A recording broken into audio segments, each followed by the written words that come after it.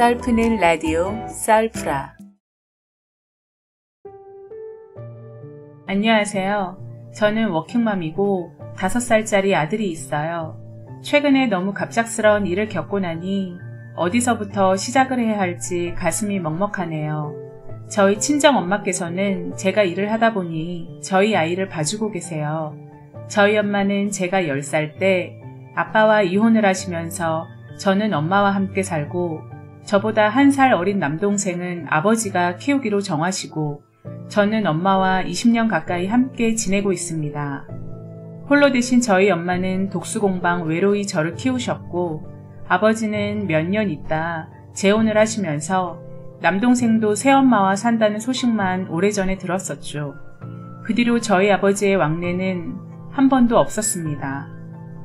가끔씩 엄마는 아들 생각이 나실 때마다 많이 우셨었고 저 또한 남동생이 그리울 때도 있었고 학교 생활은 잘 하는지 이제 성인이 되었을 텐데 잘 컸는지도 사실 많이 궁금해 했었지만 먼 친척들 말씀으론 잘 사니까 걱정 말라고 말씀을 하신 뒤로는 저희도 사는 게 바쁘다 보니 거의 있다시피 하며 지냈어요.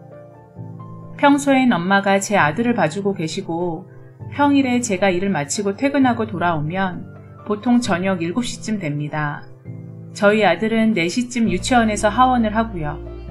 그러던 어느 날 친정엄마께서 은행 일을 보시려고 손주 녀석 오시기 전에 3시 넘어서 집에서 20분 거리에 있는 은행에 차를 끌고 나가셨어요. 그리고 8차선 도로에서 우회전 신호를 받고 깜빡이를 켠 뒤 핸들을 돌려서 우회전을 하려던 찰나 엄마 차선 바로 뒤에 달려오던 피자 배달을 하던 오토바이가 맨 우측 차선으로 갑자기 변경을 한 뒤 우회전하는 엄마 차 바로 옆에 붙어 깜빡이도 켜지 않은 채 핸들을 급하게 꺾다가 오토바이가 보도블록 쪽으로 넘어져 버린 거예요.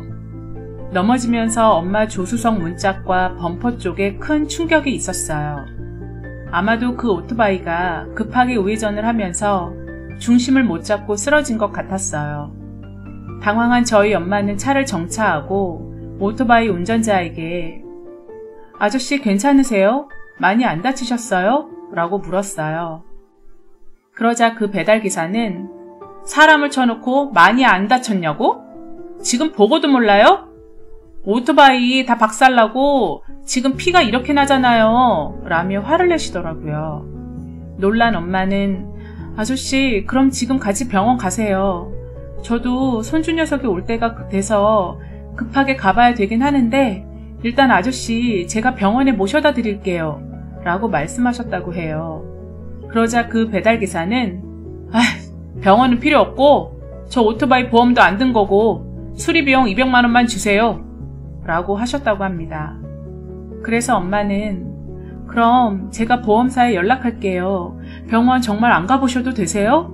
라고 재차 여쭤봤고 그 기사는 본인은 괜찮다고 보험사에 연락할 필요도 없고 빨리 해결 보고 가야 되니까 현금으로 합의하자고 했더군요.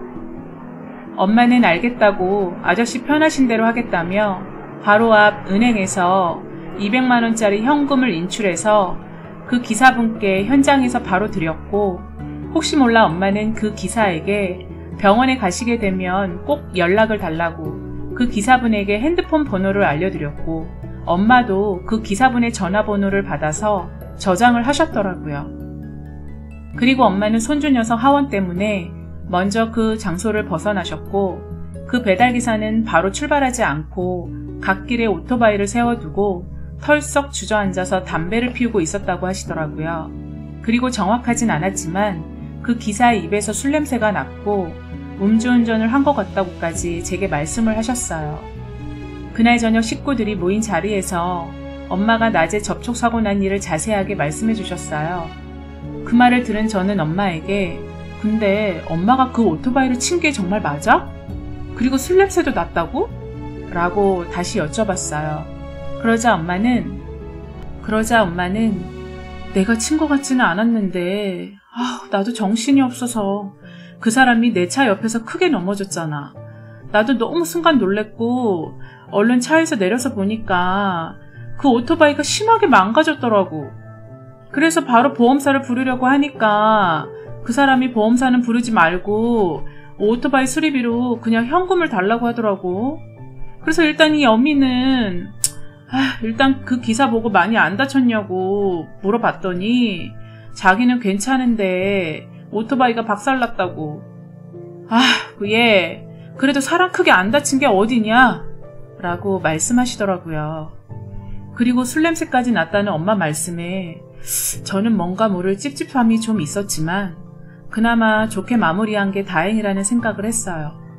그리고 다음날 주말을 맞아서 가족들과 근교 캠핑을 가려고 아침부터 부랴부랴 서두르던 중에 벨소리가 나더라고요. 문을 열어보니 동대문 경찰서에서 형사 2분이 어머니를 찾으시더라고요. 어제 사고 난 피해자가 엄마를 뺑소니로 신고를 했다고 하는 거예요. 저흰 너무 황당하고 어이가 없었죠. 방에 계시던 엄마는 속수무책으로 경찰차를 타고 경찰서로 이끌려 가셨어요. 저는 캠핑이고 뭐고 바로 경찰차를 뒤쫓아서 신랑과 함께 경찰서로 향했죠. 가서 조사를 받고 보니 어제 접촉사고를 당한 그 오토바이 배달기사가 엄마를 뺑소니로 신고를 한 거였더라고요. 엄마는 조사받는 내내 너무 당황스럽고 말도 제대로 못하시고 일단은 제가 들은 내용을 위주로 조서를 작성했고 어제 있었던 현장 상황과 사고 경위에 대해서 말씀을 드렸습니다. 물론 신고한 그 피해자는 저희 엄마를 접촉사고를 내놓고 돈으로 대충 무마하려고 했고 연락처도 남기지 않은 채 본인을 병원까지 인계도 하지 않고 금방 현장에서 도주해버렸다고 진술을 남겼더라고요. 엄마는 그 내용을 읽어보시더니 정말 목덜미 잡고 쓰러질 뻔 하셨어요.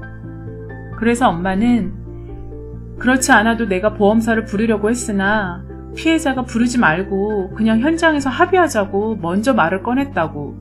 그리고 오토바이 수리비로 200만 원을 요구했던 사실도 말씀을 드렸고 병원에 내가 가보자고 했지만 본인이 가지 않겠다고 해서 서로 연락처를 주고받았다는 사실까지 자세하게 말씀을 드렸습니다. 그리고 엄마 핸드폰으로 그 피해자에게 연락을 취해봤지만 전화기는 꺼져 있었습니다. 그 번호가 맞는지 형사님께 확인해보니 다행히도 그 피해자 번호가 일치하였고 확실하진 않지만 그 피해자한테서 술 냄새가 났었던 것까지 자세하게 말씀을 드렸어요. 3시간 동안 조사받고 난 뒤 담당 형사는 일단 어머니 차에 있는 블랙박스를 확인해 보겠다면서 칩을 갖고 와달라고 요청하셨고 서로 상반된 진술로 인해서 앞으로 경찰서에 몇 번 더 출석해 주셔야 될 것 같다고 하시더군요. 그리고 어지간하면 피해자와 합의를 보시는 게 좋으실 것 같다고까지 하셨어요. 가뜩이나 우리 엄마 혈압도 높은데 쓰러지지 않으신 게 정말 천만다행이셨어요. 겨우 정신 차리고 집으로 돌아왔고 저는 그 피해자에게 연락을 계속 해봤지만 전화는 받지 않았고 문자를 남겨도 회신 또한 오지 않았습니다. 도대체 무슨 생각으로 경찰서에 신고를 한 걸까? 200만 원 돈까지 뜯어가 놓고 뺑소니로 신고를 했다니 생각하면 할수록 열이 받아 잠을 이룰 수가 없었습니다. 그리고 엄마에게 정말로 그 오토바이를 친 게 맞는지 잘 생각해보라고 말씀을 드렸고 엄마는 차분하게 메모지에 그림을 그려가시며 지금 와서 생각해보니 본인이 오토바이를 친 것 같지는 않다고 말씀하시더군요. 손주 녀석 하원이 급해서 정신없이 운전을 한 건 맞지만 신호를 안 켜거나 깜빡이를 안 켠 적은 없다고 하시더라고요. 오히려 그 오토바이가 깜빡이도 안 켠 채 급하게 우회전을 틀면서 스스로 넘어지다 엄마 차에 부딪힌 것 같다고 하시더라고요. 어쨌든 엄마 말씀이 맞는다면 블랙박스에도 고스란히 남아있을 테니 큰 걱정은 하시지 말고 편히 주무시라고 말씀드리고 방에서 나왔네요. 다음날 경찰서에 도착해서 담당 형사께 엄마가 간밤에 말씀해주신 내용을 추가로 더 말씀드렸고 그 피해자가 당일날 바로 신고를 하지 않은 이유도 본인이 음주운전한 게 들통나면 안 되니까 그런 게 아니었겠냐고 저는 하소연하듯 말씀을 드렸습니다. 제 얘기를 들은 형사님은 걱정 말라며 어제 블랙박스를 봤는데 다행히도 엄마가 우회전을 돌면서 오토바이와 간격이 바짝 붙게 되었고 깜빡이도 안 켜고 그 커브를 돌던 오토바이 과실이 더 클 수 있을 것 같다고 말씀을 하시더군요. 어머니께서는 신호를 위반하거나 과속한 사실은 전혀 없었다고 말씀을 해주셨어요. 그리고 사고 당시 엄마가 내려서 그 사람과 20분가량 얘기를 나눴고 그 피해자 전화번호를 받아서 저장을 하고 그리고 바로 은행에 가서 현금을 찾아오셔서 그 피해자에게 전달하셨던 장면이 고스란히 찍혀 있었어요. 엄마가 건넨 돈을 받은 그 사람은 알겠다는 듯 고개를 끄덕였고 엄마는 쓰러진 오토바이를 일으켜 세우려고 애쓰는 장면까지도 남아 있었습니다. 그리고 엄마 차가 출발한 뒤 그 사람은 털썩 주저앉아 봉투에서 돈을 꺼내어 현금을 세보곤 흰 봉투는 찢어서 버리기까지 블랙박스 화면에 저장돼 있었어요. 결과적으로 엄마가 그 피해자에게 사과를 받아야 되는 상황이라고 형사님께서는 말씀을 하시더군요. 상황이 역전된 거였죠. 잠시 뒤 형사님은 그 피해자에게 연락을 취하는 것 같았어요. 그리고 편한 날짜에 경찰서에 오셔서 두 분이 만나서 고소 취하하는 쪽으로 얘기를 하시더라고요. 그리고 그 피해자에게 음주운전한 사실이 맞는지도 재차 여쭤보시더라고요. 그런데 그쪽에선 절대 그런 일이 없다고 잡아떼는 모양이었습니다. 어쭈, 이놈이 거짓말까지 하네? 전 너무 화가 나고 괘씸해서 어디 그 면상 한번 좀 봐야겠다고 속으로 생각하며 이틀 뒤 경찰서에서 그놈을 만나기로 했습니다. 드디어 그 피해자를 보기로 한 날이 되었고 저와 신랑은 엄마를 모시고 경찰서에 일찍 도착을 했습니다. 한 10분쯤 지났을까? 나이가 좀 많으신 백발의 남자분이 지팡이를 짚고 젊은 놈과 함께 문을 열고 들어오더군요. 엄마는 그놈을 보더니 손가락을 가리키며 예, 쟤야, 저놈! 이라고 자리에서 벌떡 일어나셨어요. 저와 신랑은 고개를 돌려 그쪽을 바라봤고 전 순간 온몸에 전기가 흐르듯 꼼짝도 할 수 없을 정도로 온몸이 경직되어 버렸어요. 점점 이리로 걸어오고 있는 두 사람을 보면서 전 너무 놀라 저도 모르게 입을 틀어막았고 옆에 계신 엄마 역시 가까워지는 두 남자의 얼굴을 보더니 의자에 털썩 주저앉아 버리셨어요. 형사님은 엄마를 보고 괜찮으시냐고 너무 놀라신 거냐고 하시며 정수기로 달려가 냉수 한 잔을 떠다 주셨고 신랑 역시 갑자기 왜 그러냐며 정신 차리라고 제 등을 한 대 탁 치더라고요. 그 백발의 지팡이를 짚고 있던 남자는 바로 저희 아버지셨습니다. 어릴 때 헤어졌지만 아버지 얼굴은 늘 생생하게 기억하고 있었고 많이 늙긴 하셨지만 그래도 멀리서도 아버지라고 알 수 있을 만큼 크게 변하시진 않으셨던 것 같았어요. 엄마도 아버지를 보시곤 너무 놀라셔서 한 말씀도 못하신 채 물만 연신 들이키고 계셨어요. 그리고 같이 온 젊은 놈, 그 피해자는 바로 저의 남동생이었던 것이었습니다. 제가 10살, 동생이 9살 때 헤어졌으니 엄마는 지금의 아들 모습을 잘 알아보시지 못했고 저 역시 길 가다 마주쳐도 모를 정도로 남동생은 얼굴이 많이 변해 있었더군요. 이 녀석이 합의한다고 보호자인 아버지를 모시고 같이 경찰서에 나오게 된 거였습니다. 동생 역시 엄마와 누나인 저를 알아보지는 못했습니다. 저희는 뜻밖의 상황에 어찌할 바를 몰랐고 형사님께서는 잠깐 밖으로 나와 제가 대충 말씀을 드렸더니 너무 놀라시며 그럼 잘된 일 아니냐면서 오랜만에 만나셨으니 좋은 시간 가지시라고 말씀을 하시더군요. 참 이런 우연도 있을까요? 그렇지 않아도 요즘 부쩍 엄마께서 남동생이 꿈에 나온다며 무슨 일이 있는 건 아닌지 그렇게 입이 닳도록 걱정을 하시더니 이렇게 모자상봉을 하려고 그렇게 꿈에 나타났나 봅니다. 신랑은 얼떨결에 두 사람에게 인사를 했고 우리는 경찰서에 나와 가까운 찻집으로 향했습니다. 엄마는 아들을 20년 만에 만났으니 얼마나 그리우셨겠어요.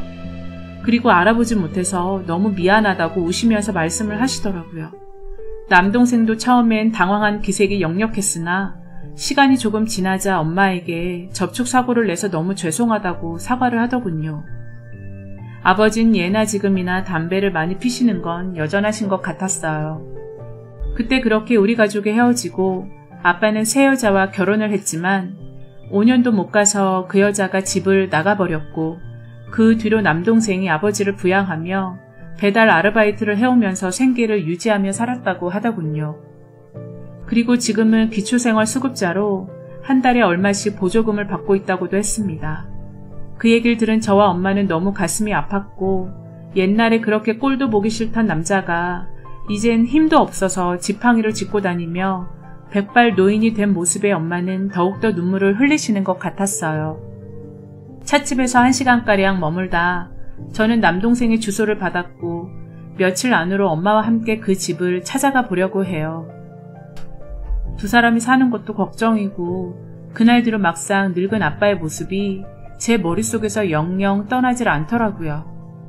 그리고 착한 신랑 역시 우리가 좀 도와주는 게 어떻겠냐고 생각지도 못한 말을 먼저 해주더군요.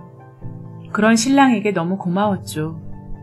엄마와 저는 그동안 아버지에 대한 원망이 깊었지만 이젠 서로 미워하지 말고 힘이 되어주자고 약속을 했습니다. 그리고 남동생도 알고 보니 학업도 제대로 마치지 못했더라고요. 그래서 제가 검정고시라도 보는 게 어떻겠냐고 제안을 했고 동생 역시 공부를 해보고 싶다고 하더군요. 뜻밖의 사고가 이어준 저희 가족의 운명은 너무도 기구하고 정말 신기하다는 생각이 들었습니다. 그렇게 저희 가족은 조금씩 마음을 열고 화해와 용서를 하며 다시 새 가족이 된 것처럼 행복한 시간을 보내게 되었답니다. 긴 사연 들어주셔서 감사합니다. 구독과 좋아요는 썰프라에 큰 힘이 됩니다.